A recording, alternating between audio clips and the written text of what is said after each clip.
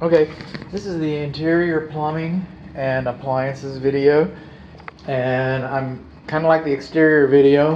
I usually like to go counterclockwise, but it's working out better today sometimes to go clockwise, and so we're going clockwise. This is the guest bathroom, the hall bathroom. The vent fans vent into the attic space. The plumbing is pretty much boring until we get into the garage.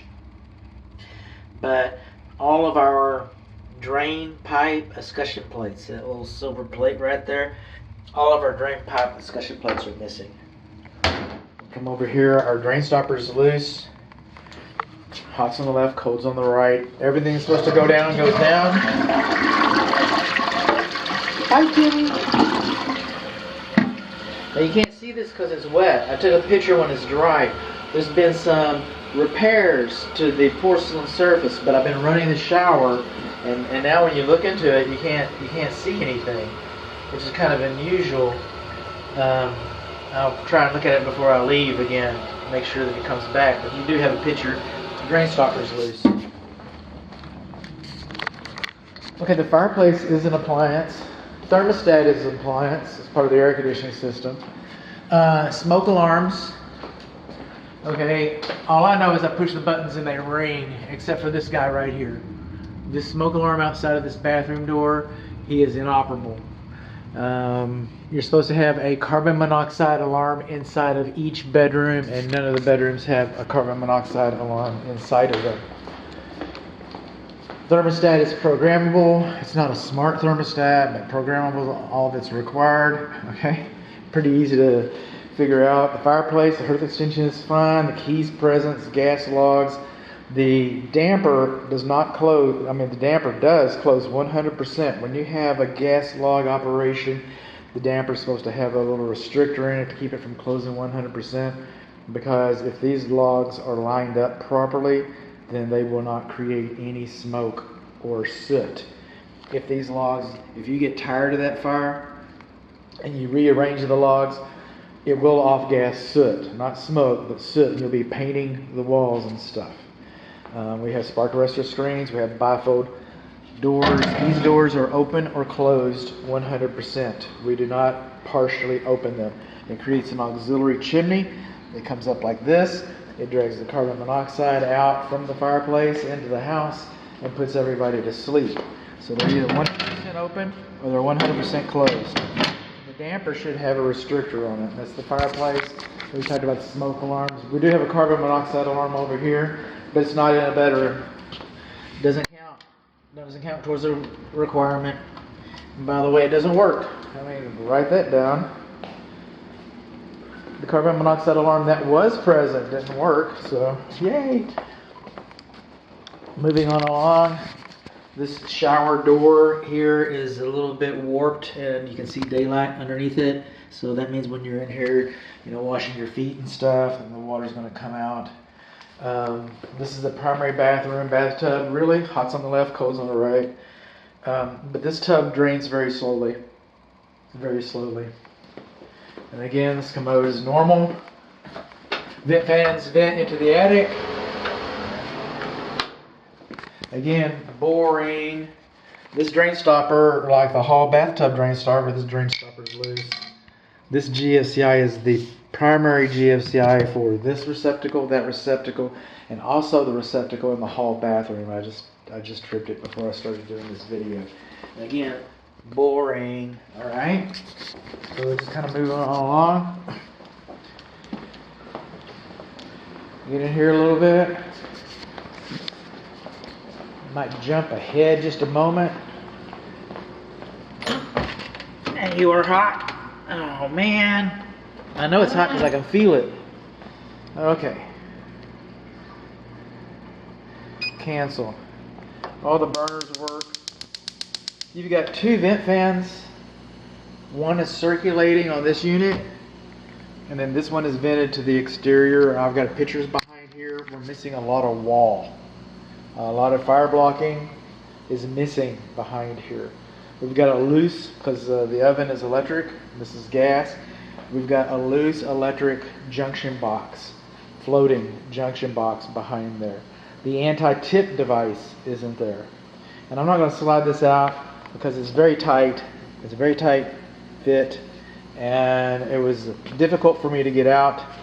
It was more difficult for me to get back in, and we're just not going to go there again. Code says that the corner of this shouldn't be any closer to this than 24 inches. They say you don't even need a vent fan, but that's what code says, shouldn't be any closer than 24 inches. A lot of manufacturers, because it's UL listed, and if it's UL listed, then the manufacturer's installation instruction supersedes code. And they say this corner shouldn't be any closer, some of them, than 30 inches or 35 inches. So I feel very confident, but I don't know. I don't have the care and use manual. But most likely, if you find the care and use manual, you'll find that it was likely installed properly. I'm going to call it deficient because it's closer than 24 inches. And this is vented to the exterior. But we have a vent fan here, the one that's too close, and it vents, it's circulating, okay? Vent fan, it's circulating. And it's got the light and pause and everything. Let's just start you again. High, let's see. Now in the microwave, okay, I have this thing called magic lights. Okay, I won that because I was the smartest kid in the room at a little association meeting. But this is how I really tell if it's working. This is the wet cloth that I used to stop up the shower. I did. We're going to sanitize it here.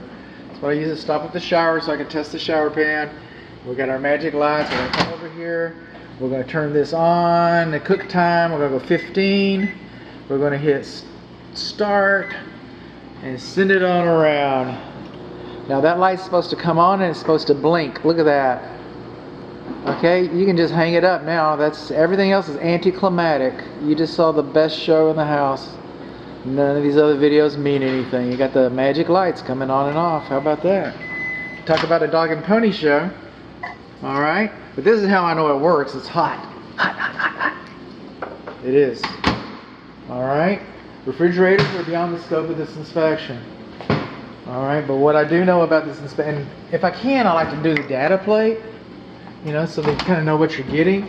But I can't I found the data plate. Okay, I could not find the data plate on the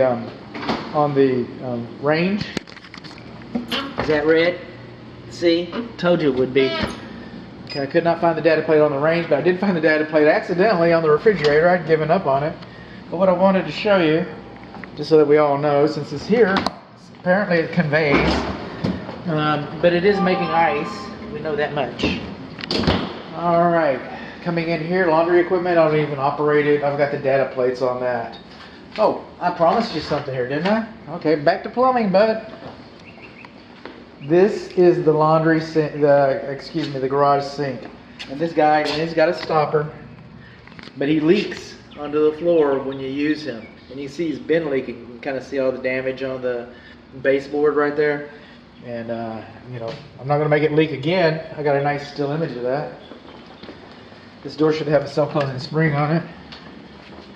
Laundry equipment, again, beyond the scope of this inspection. But we'll say this, like the bathrooms, this bathroom vent fan discharges directly into the attic. It does not discharge to the exterior. I got something else here. It's kind of plumbing, kind of appliance. You're going to see a water heater video. You've already seen an attic video. But what's not in either one of those videos is that you can see daylight in the attic around this flue. So it's a roof thing, but you can see daylight in the attic around the flue there. So this brings us right on along. Coming to the end of our riverboat ride. This is the dishwasher. He's an old man, I gotta tell you. I'm gonna open him up here a little bit. Nice and hot, yeah. Steaming up the old glasses, that's how I clean them. But we got rust on our racks. The Texas Real Estate Commission says any rust. And you can buy rust paint. You know, these racks are kind of expensive. It gives you an indication of the age of the unit. I've got a data plate right here that I'm willing to share with you. I'm going to share it with you. Have shared with you. Resumes. Keep on going. The food waste disposal, it's 1/2 horsepower. And like the dishwasher, it's no spring chicken either. Okay? But the thing with him is he doesn't work. I mean, look, it's seized up. You can probably unseize it. You might be able to get some more use out of it, but it is kind of rusty. So those are our appliances. Oh, and a break from our sponsor. There you go, spam risk. Now, when this home was a baby in the builder's belly, they didn't have a countertop reveal party. They didn't know what was going on. So when this home was built, all the electric junction boxes, all the outlet boxes for the receptacles and the outlets, they're all built so they came out flush. So all this was all nice like that. See that, nice and tight? They came out, and then they added a splashback. When they added the splashback, what happened when they added a splashback is now you got this gap here. You get this gap, and that compromises the fire blocking, kind of like on the electric box. And then right here, these screws, these are drywall screws, and they will pinch your wires. They will pinch your wires. So you got the wrong kind of screws, and you got the gap here. This is easily corrected with a suppression ring. I've heard them call that. A spark arrestor ring. Some people call them goof rings. I got a link inside my inspection report from Pretty Handy Girl, and she knows how to do it, and she'll show you how to do it. And they cost about $3 a piece to get the little ring in there to make it right. And so it's like 3, 6, 9, 9, 9's 18, 21, 22, 25, 26. You know, they're gonna charge you more than that. They're gonna charge you sales tax. So like for $30, it could have been done right. But anyway, so we got our ring right here. You think, are you done yet, bud? Almost. Almost done. You think I would learn?